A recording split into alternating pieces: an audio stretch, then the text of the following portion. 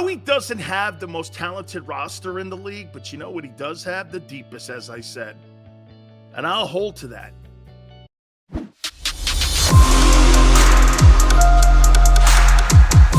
Howie doesn't have the most talented roster in the league, but you know what he does have? The deepest, as I said. And I'll hold to that. This Eagle team has a lot of depth. They're good across the board. Watch this. The only place they're really not good is in special teams, which is a problem for me. Are they good in the secondary? Yes.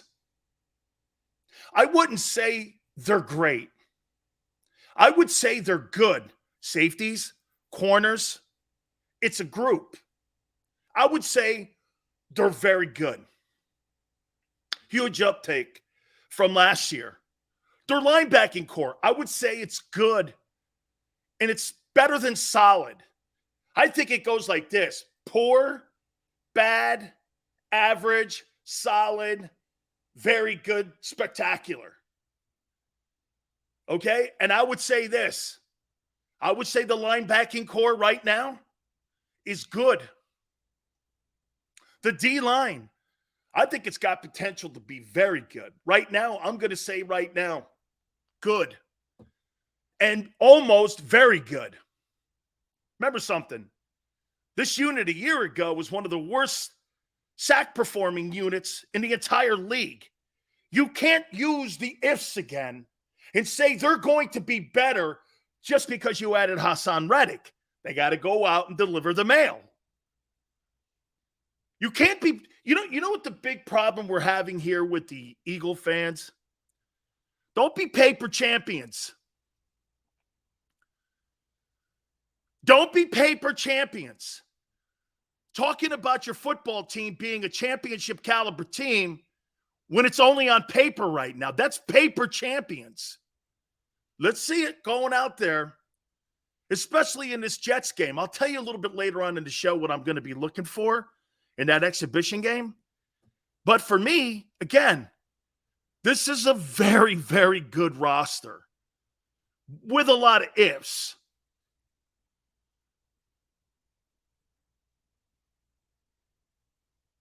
Linebackers have been the best in decades. I agree, Keith.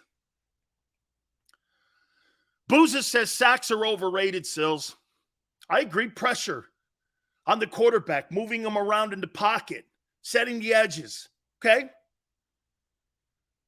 The sack number, what it is, it's a barometer in telling you what your guys are doing on getting to the quarterback, though. I agree. You could have no tackles in a game and be an absolute force in a football game, especially if you're stopping the run and you're forcing everything to bounce outside. You could have no tackles in a game. But if you're not getting any yardage up the middle, and say you're a nose, or you're Fletcher, or you're Hardgrave, or you're Jordan Davis, and the opposing team has 6 carries for no yards, you have no tackles, well, how could you get any tackles when there's only 6 carries? Right? I mean, some would go, well, there's no numbers to pour, he didn't really have a good year. You're like, they ran the ball 6 times, dude. How am I supposed to have a 10-tackle game when they ran the ball 6 times? So you're right. Sometimes numbers can be a little misleading, especially in that stuff. Lotus, appreciate you coming aboard live from San Francisco. Thank you so much, my friend. I'm looking forward to Friday, too, against the Jets. All right, let me throw something at you here. And you guys tell me if you think that I'm on the same page with you guys, or maybe you differ from me on this. Would we agree that one of the pluses that we've seen with Nick Sirianni versus Doug Pederson,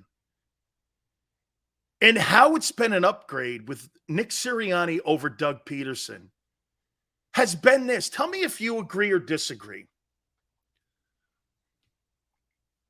Isn't Nick Sirianni and that coaching staff more willing to bend and listen, not just to players, but to the front office when it comes to health, the medical department with the Eagles. Hey, let's not play a lot of our guys in the exhibition games because we're looking to be healthy going into the first quarter pole of the season. What does Sirianni do? Does he fight it? No. He listens to the intel. He takes all the information, processes it, goes back and has a conversation with his general manager about it. He goes and talks to his medical department about it, and they come to an agreement. Okay? I wonder if Doug would do that. Or how about this? We're just not doing a great job right now throwing the football. We've got to come up with something right now to start winning ball games here. And the strength of our football team is running it. Steichen, what do you think? How about if you take over the play calling here in the second half of the season here, and I'll worry on more of the process of looking at the entire team, and you pick it up here and you listen to the players. Would you agree that is one of the pluses that Sirianni has over Doug Pederson? Doug is one of them old school guys, like Andy Reid. He gonna do shit his way. This is how, I'm not saying he wasn't open to listening to some of his boys on the team or his coaching staff, but isn't it where Sirianni goes like this? Hey, let me listen to the medical staff. Let me listen to the personnel staff. Hey, if the owner wants to jump in and say something, hey, listen, okay, our coaching staff, our players. Isn't Nick more, and by the way, I'm not saying that there's all these roosters in the hen house here, because at the end of the day, the head coach has got to make decisions on what he wants his football team to look like, right? The coach, somebody has to have the final call when you're in a locker room, especially when you're addressing professional men. Would we not agree, though, that Sirianni and Lee, hey, by the way, I don't know what that translates into, whether or not Nick Sirianni is a Super Bowl winning coach or not. I don't know that yet. I don't think anybody knew if Nick Sirianni was going to be a guy that was even going to be a head coach 3 years ago, or if Doug Pederson was going to be a Super Bowl winning coach. You just don't know when that happens. How about Ron, what he just said here? Ron says Sirianni is more of a player's coach than Doug Pederson. Wow. That's crazy. Jimmy Garoppolo going to the Browns with the 1-year suspension coming for Watson. Lotus, I don't believe that report. I don't. I think Deshaun Watson's going to play the entire season this year. Just because that guy's coming down and saying that he should be suspended, this new judge, I guess the NFL didn't like what Sue Robinson said, so they're going to dig up another old rehashed and retread former judge to get exactly what they want. The NFL Players Association will sue. They'll win, too. And by the way, personally, I think Roger Goodell slandered Deshaun Watson.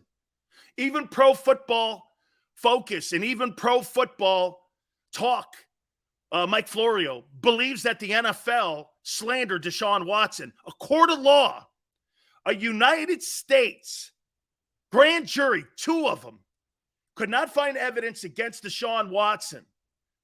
But the commissioner of the league is going to call him sexual predator. That's pretty damning. You're not a court of law. The NFL is not a courtroom. I don't give a shit how many judges they have. They're not a courtroom. They act like one. They act like a marriage counselor. They act like a drug rehab center. They act like a sexual abuse center. You're a football league, dude. That's who you are. This is the shit that the NFL gets in trouble with when they go over the rails. You're a professional sports league. You are not a marriage counselor. You are not a rehabilitation center. You are not.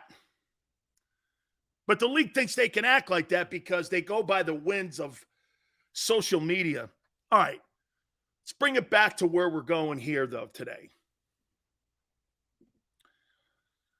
Expectations. I'm going to leave Jalen Hurts out of this conversation here, okay? And I'm going to ask you about some players on the team and what you're expecting from them this year.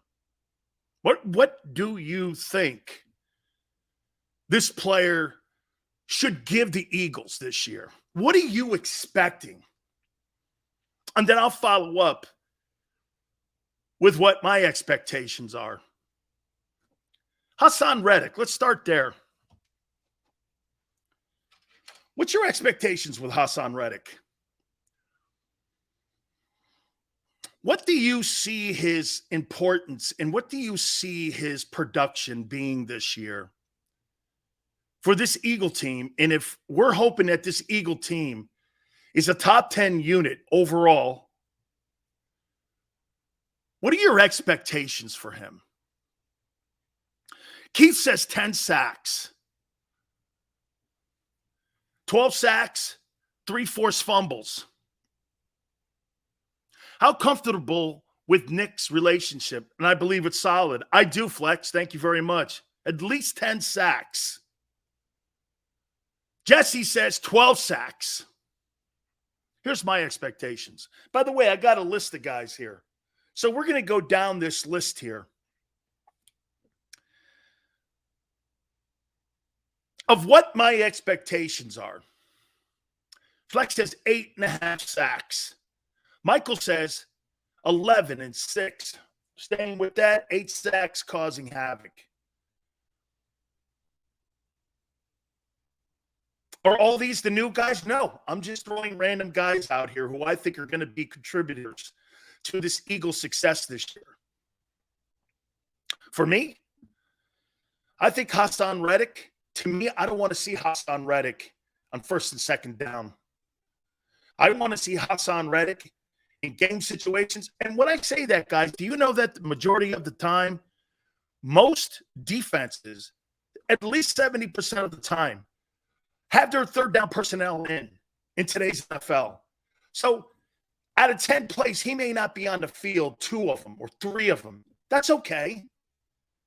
I don't need him to be a run stopper. Why the hell do you think I drafted Jordan Davis? Or I've got Fletcher Cox on a re-sign? Or I've got Hargrave? Or I've got all these great defensive linemen now that are on my football team. I don't need Hassan Reddick on first and second down jamming the run. I need this guy to wreak havoc. I need this guy. How about this? I personally think if the Eagles are going to have success, my expectations on Hassan Reddick is this fair. I think he has to have the most sacks of any edge rusher in the NFC East. So I'm not going to put a number on it, but I think he's got to be the leader. And I think he's got to have the most sacks of anybody in the NFC East if this team is going to be successful, especially on that side of the ball.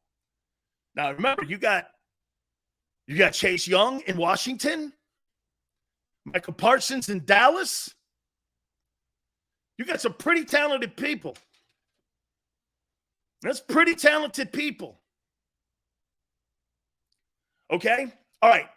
Hey, listen, we're going to take a small time out here because the internet's going in and out here. So let's see if we can reconnect. And I'm going to pick it up right after Hassan Reddick here. Please hit the like button. Keep it here on the National Football Show.